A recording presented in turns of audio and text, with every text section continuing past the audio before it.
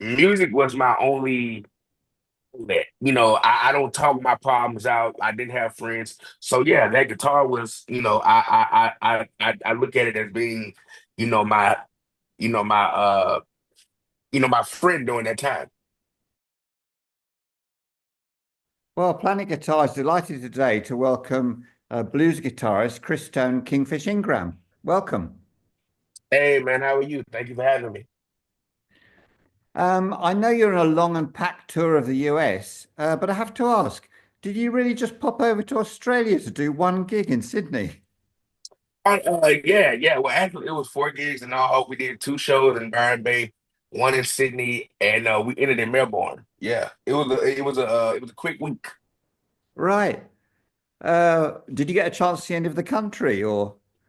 Nah, man, not this time. It was our third time over there, so we had pretty much seen a lot the first couple of times. I did want to see some, some wildlife, like the kangaroos and koala bears, but no, none of that this time. To go back, Chris, it's incredible that you were born in Clarksdale, Mississippi, which played such a key role in the civil rights movement and also in the development of the blues. Definitely, definitely. It's a town with a rich history. Not only a rich blues history, but a lot of people make their way through the city, and yeah, it's definitely a historical site. I mean, I understand Ike Turner, Sam Cooke was there, Muddy Waters lived close by. Right, right. Muddy Waters was on Stovall Plantation. My last couple of years in Mississippi, I lived in Friars Point, Mississippi, which you have to pass Stovall to get there. Well, depending on what route you go, but in Friars Point, you had guys that came through like Robert Johnson, Muddy, Robert Nighthawk, Conway Twitty. Yeah, What a context to grow up in. Amazing. yeah, yeah. Were you an only child? I had a brother, and we had and we had the same mother. But as far as my parents' relationship go, I was the only child. Okay. Your father's been really key in your career. At age 5, he showed you a documentary about Muddy Waters. Then he took you to the Delta Blues Museum, and he later bought you your first guitar, I believe. Right, right. At that age, yeah, from the Muddy Waters documentary on PBS, to BB King having a cameo on Sanford and Son, he showed me that. Yeah, and when he took me to the Blues Museum, he enrolled me in the arts and education program, and there I was under the tutelage of you know, uh, many of the bluesmen in the area, like Daddy Rich and Bill Howler, Mad Perry, who gave me the name Kingfish. So yeah, all of that was because of my dad in the beginning. But did he have like a vision for you?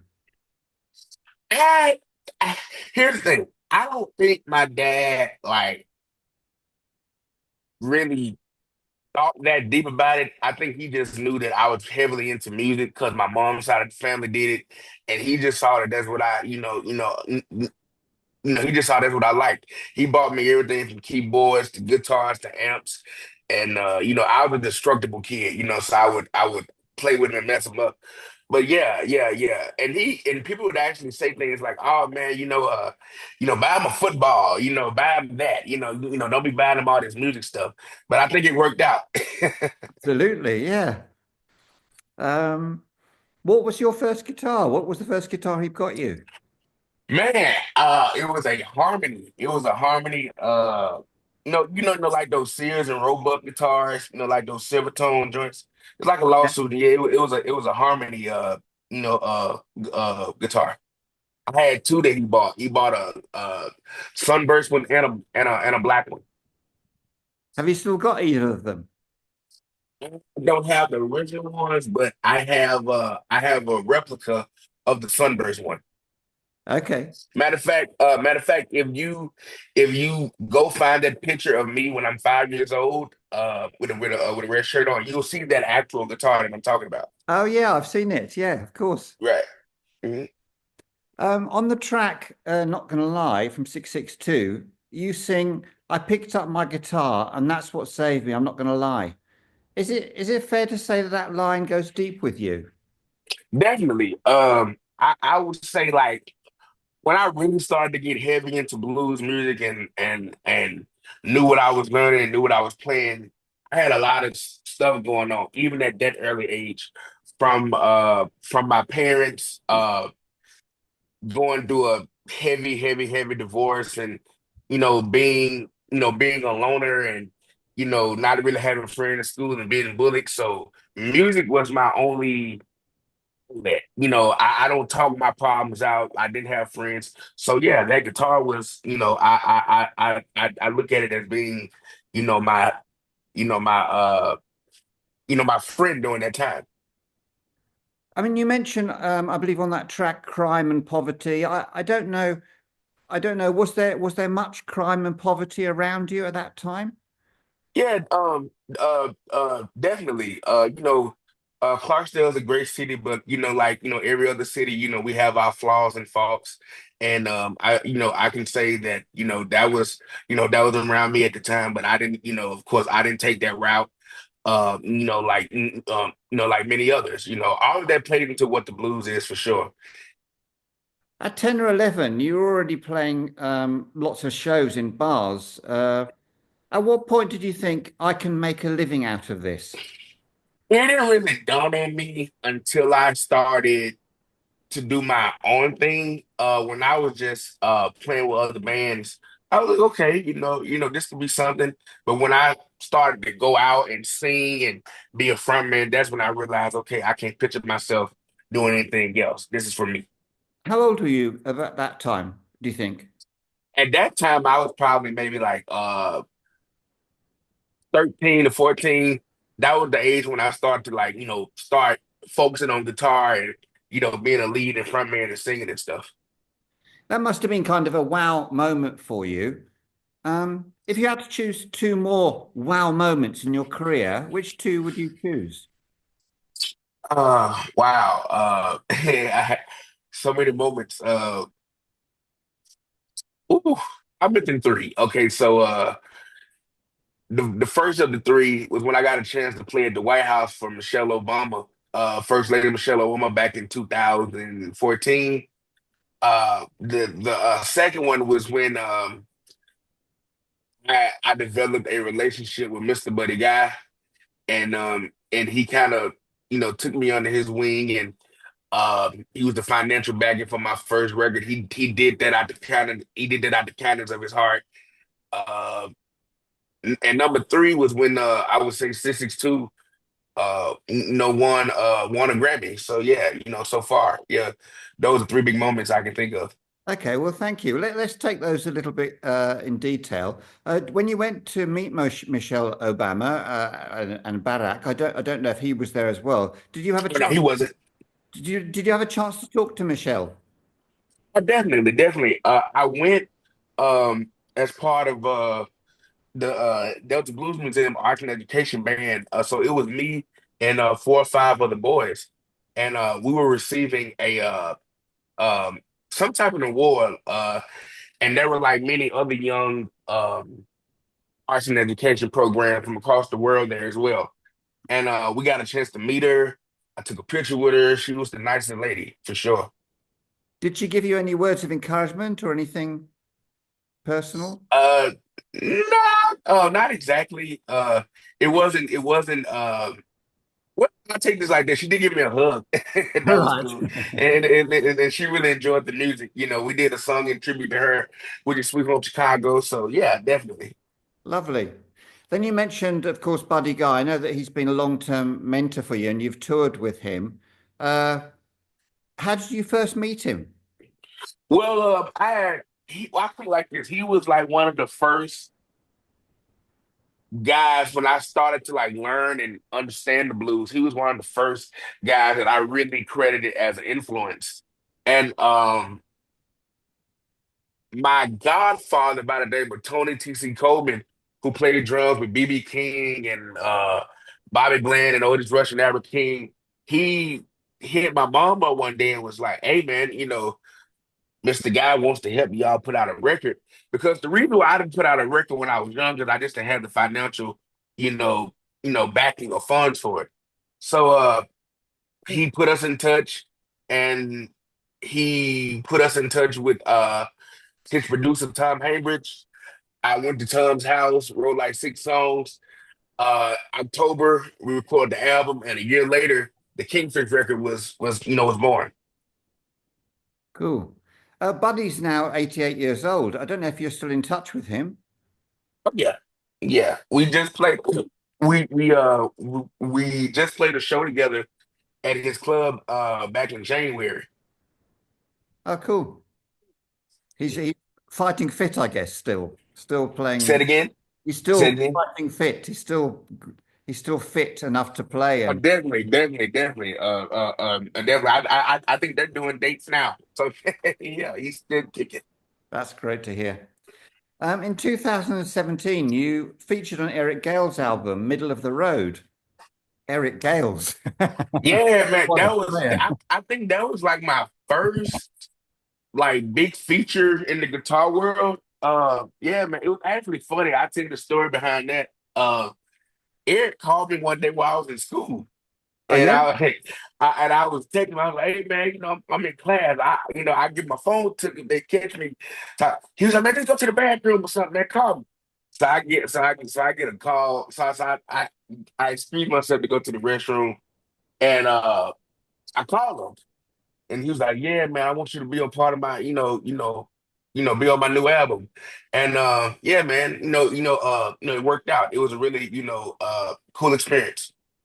That's what an incredible story, him calling you at school and you not be on. Right, right. Yeah, yeah. Can you remember any special moments from that experience with him? Man, I just remember being in the studio and having him on the phone and him just guiding me on, what to do. It was a dope track that him and Lance Lopez, another great guitar player who I cite as an influence out of Texas. It was a track that they had, made together and yeah, man, it was a really dope experience. Eric is one of my influences and will always be. In 2019, your debut album Kingfish was #1 on the Billboard Blues charts, and the Billboard called you a blues prodigy. Now, that label can be a double-edged sword. Right. How have you managed to cope with that, from such a young age, that sort of, in a way, pressure? I think for me, for one, I try to ignore the press because if you start to believe the hype, that's when things can get, they can get crazy. And you also have to like realize a lot of this are just marketing, you know, because I'm not the first that they call the blue prodigy, and I won't be the last. So a lot of this is just marketing. But for me to try to stay away, I think the best thing for me to do is while I'm getting older, elevate, in more ways than one in the music. As I'm becoming a man, I'm telling people about, more of my, adult life experiences. So I think that's the best way that I can probably get from that is just to keep on elevating and simply ignore it. Yeah, I remember in one of your interviews, you said, I'm just going to ride the wave. And I really love that idea, you know. Right, right, right. Yeah, man, just ride the wave because at the end of the day, it's all about the music. It's not about as much as the acknowledgement and accolades and all of that, as much as they make you feel good, at the end of the day, it's all about the music. Yeah, that's cool. In 2022, you supported the Rolling Stones in Hyde Park in London. Do you have a favorite moment from that experience? Man, that whole thing was dope. But I would say my favorite experience was probably seeing the Rolling Stones live for the first time. That was really cool just to see all those people, man. It was very inspiring. It made me want to, do more and just, and yeah, man. It was really cool, man. We was over there chilling with wrestler Chris Jericho, watching them. It was really cool, man. It was a dope experience for sure. You once said music is not my job or my hobby, it's just my thing. It made me wonder whether you're too young or lucky to have not seen the dark side of the music industry. I kind of have. in the beginning of my career, when my mom was managing me, and we kind of went through a wave where we had like different people, trying to manage me, and it just didn't work out because a lot of people are out for self. And yeah, there were moments in my career where I felt like nobody was listening. Because I'll be honest, when I first came on the scene in 2015, I had got written off. A lot of people didn't think that I was going to last this long because I had no record. I had, I was still in school. I wasn't touring consecutively like that. So a lot of people had kind of felt like that I missed my window. And in the grand scheme of things, I kind of feel like I did too because, all these other cats, are making music and putting out albums, and I'm not doing anything, but I still have my head above water. So in a way, I feel like I kind of had that hardship. And then not only that, man, COVID happened, not being able to work. Oh, that was a hardship for everybody. So Now, my question was, you mentioned a couple of difficult experiences, and I'm just wondering if I know that 6 months ago you set up your own record label, Red Zone Records. Was that a major motivation for you to have more control over what you were doing? oh yeah, yeah, definitely. Me and my manager, we had the dream of having Red Zero as a as a label for the last couple of years. We had some close friends that we kind of thought needed a little bit more extra pushing because everybody's not blessed to have the same, you know, resources that I had. So the same thing that Buddy did for me, I want to do for others. So yeah, that's I would say that's a big thing as well. I'm just wondering where you imagine your career going. Could it be guitar camps, more blues cruises, playing stadiums, more fame, bigger cars? Oh man, I would say yes to all of that. It's actually funny that you uh mentioned the blues cruises. I definitely want to do my own cruise one day. Like I said, man, I'm just riding the wave, man. Wherever this takes me, I'm happy to go. So, I feel like the sky's the limit. I think so too, Chris. Your next studio album is slated for release later this year. Does it have a name, a working title? Woo! Okay, so I can't say yes and I can't say no, but just know that you'll be hearing about it sooner than soon.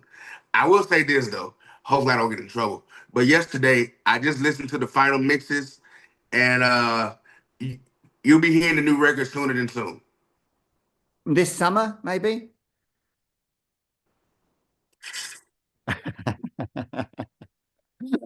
Well, can I ask you if you've got any collaborations that you're excited about or anything that particularly you're excited about the album? Yeah, on the record, I have a lot of friends that I kind of want to do stuff with before as far as writing. Uh, a new blues guitarist on the scene by the name of Matthias Latine, who won the IBC back in 2023. I got some writing going on with him. Another young blues artist, Dylan Triplett.